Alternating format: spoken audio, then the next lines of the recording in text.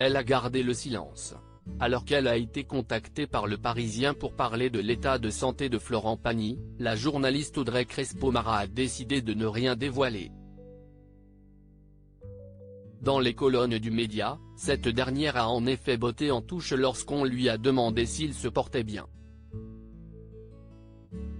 Je suis toujours en contact avec lui mais vous comprendrez que ce n'est pas à moi de révéler son état de santé, a-t-elle déclaré. Néanmoins, la journaliste a salué cette belle leçon de vie qui parlera à tous ceux qui se battent contre le cancer.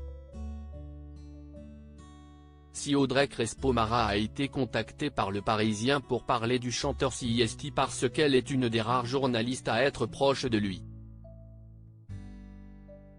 Depuis l'annonce de son cancer en janvier 2022, elle a eu l'occasion de le rencontrer 3 fois pour en parler, une fois en juin à Paris, une fois en novembre à New York et une fois en janvier 2023 en Patagonie, pays d'origine de sa femme Azucena où Florent Pagny aime se ressourcer.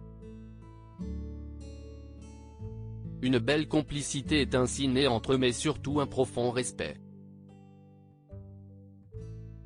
Florent Pagny malade, il rentre à Paris pour une biopsie si on le croyait sorti d'affaire après son combat contre une tumeur au poumon, l'interprète de Ma liberté de penser doit toujours se battre contre la maladie.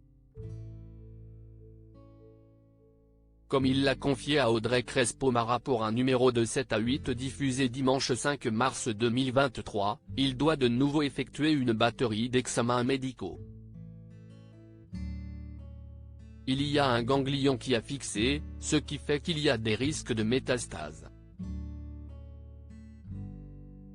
Ce n'est pas tout à fait proche de l'endroit, CIST un peu éloigné, ce qui peut permettre de se dire que peut-être ce n'est qu'une infection mais en même temps quand tu le vois, quand tu vois la forme qu'il a et comment il a marqué.